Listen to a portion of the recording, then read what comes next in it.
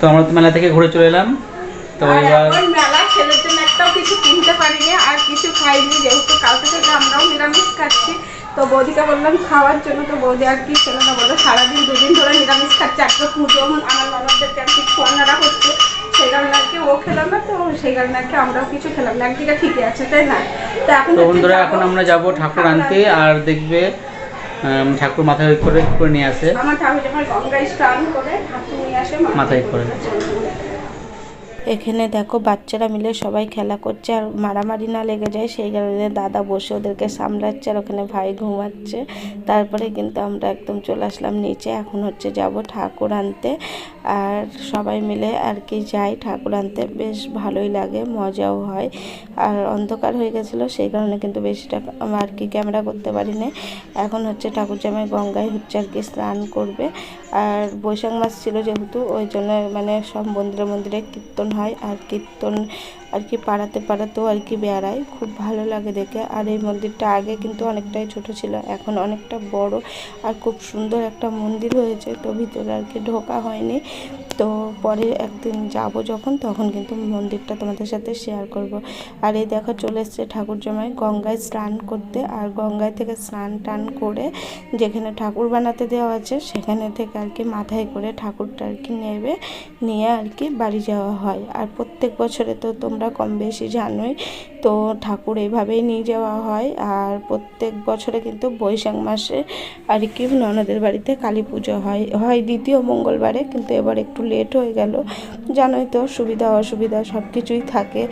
তো সেই কারণে এই বছর একদম লাস্টের মঙ্গলবারে আর কি পুজোটা হলো। আর আমরা সবাই একটা বছর অপেক্ষা করে থাকি ননদের বাড়ির কালী পুজোটা কবে হবে আর আমরা যাব। তো ফাইনালি মাকে নিয়ে একদম চলে আসা হলো বাড়ির সামনে। আর এখানে দেখো গঙ্গার জল ছিটিয়ে দিচ্ছে মাইমা, আর এখানটায় হচ্ছে এখন বোন আর কি ঠাকুরটাকে বরণ করবে, তারপরে হচ্ছে বরণ করে ঘরে তোলা হয়। আর এখানে দেখো ঢাক বাজাচ্ছে, আর বোন কিন্তু সব কিছু গুছিয়ে উঠতে পারেনি। আর আমার ঠাকুর জামাই এত জোরে জোরে হাঁটে, যেহেতু উপরে আর কি মাথার উপরে আর কি ঠাকুর থাকে সেই কারণে ও কিন্তু খুব তাড়াতাড়ি আর কি চলে আসে। তারপরে কিন্তু আমরা আস্তে আস্তে আর কি হেঁটে হেঁটে আসি। এই দেখো মুখটা আর কি ঘুরিয়ে নিল, তো এবারই হচ্ছে বরণ করা হবে। তো তোমরাও দেখে নাও ঠাকুরটাকে বরণ করা।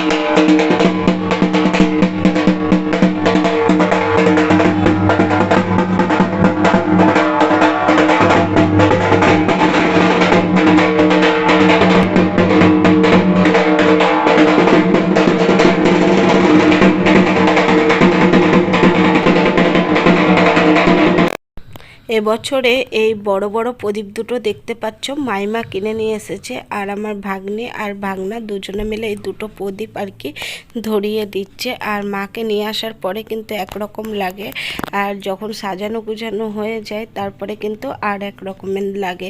দেখো মায়ের মুখটা কত মিষ্টি। প্রচণ্ড পরিমাণে গরম হয়, তো সেই কারণে কিন্তু তেমনভাবে সাজা গোজা যায় না। আর যে শাড়িটা পরে এসেছিলাম শাড়িটা পরে নিয়েছি, আর একটু হালকা পাতলা সেজে নিয়েছি। আর আমার সাথে বৌদিকেও একটু সাজিয়ে দিয়েছি, কেমন লাগছে অবশ্যই কিন্তু কমেন্টে জানাবে, ঠিক আছে? আমাদের দুই ননদ আর বৌদিকে। তো আমার ননদও একটু সাজুগুজু করেছিল, কিন্তু আমার ননদ এতটাই ব্যস্ত ছিল তাকে আর দেখানো হয়নি। আর এখন হবে হচ্ছে আরতি, সেই কারণে এই বড় প্রদীপটা জ্বালানো হচ্ছে। আর এখানে রয়েছে হচ্ছে 54টা প্রদীপ। আর এই দেখো আমার ননদকে একটু হালকাভাবে দেখে নাও, পুরোপুরি তো দেখানো যায়নি। আর বাড়িতে একটা অনুষ্ঠান থাকলে, যার বাড়িতে অনুষ্ঠান হয় সে কিন্তু প্রচণ্ড পরিমাণে ব্যস্ত হয়ে থাকে। আর যেহেতু এটা পুজো, সবসময় কিন্তু ওকে পুজোর কাছেই থাকতে হচ্ছিল, সেই কারণে আর কি ওকে আর কি ক্যামেরাতে আনা হয়নি তেমনভাবে। আর এখন হচ্ছে ঠাকুরমশাই আরতি করবে। আর এই দুই সাইডে যে বড় বড় প্রদীপটা দেখতে পাচ্ছ, এই প্রদীপ দুটো হচ্ছে এই বছরে মাইমা আর কি পুজোতে ঠাকুরকে গিফট করেছে। খুব সুন্দর হয়েছে।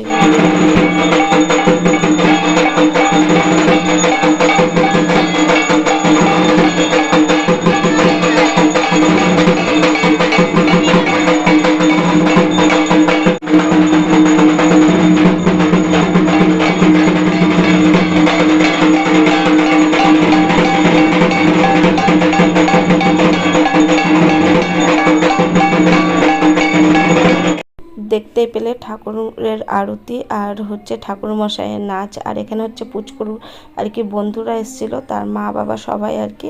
তো ওরা একটা গিফট নিয়ে এসেছিলো। আর আমার ভাগ্নি হচ্ছে কতক্ষণে গিফটটা খুলবে সেটাই, তো আমরাও বললাম একটু খোল, দেখেই যাই। তো এই দেখো এই গিফটটা আর কি নিয়ে এসছে, খুব সুন্দর হয়েছে। গিফট যেমনই হোক সবসময় কিন্তু সুন্দর, খুবই ভালো লেগেছে। তো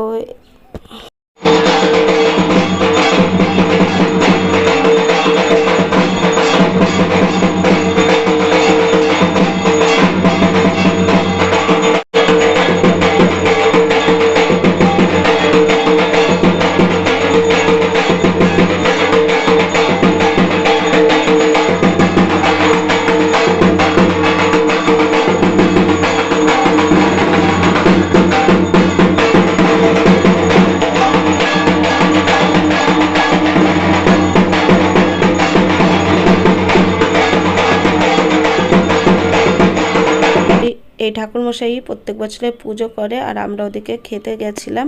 আর এখানে এসে দেখছি যজ্ঞ হচ্ছে। আর যজ্ঞটা মোটামুটি একদম শেষের দিকে। আর ঠাকুরমশাই কিন্তু খুব সুন্দর পুজো করে, আর অনেকক্ষণ ধরে আর কি পুজোটা হয়। আর বেশ মানে ভালোও লাগে।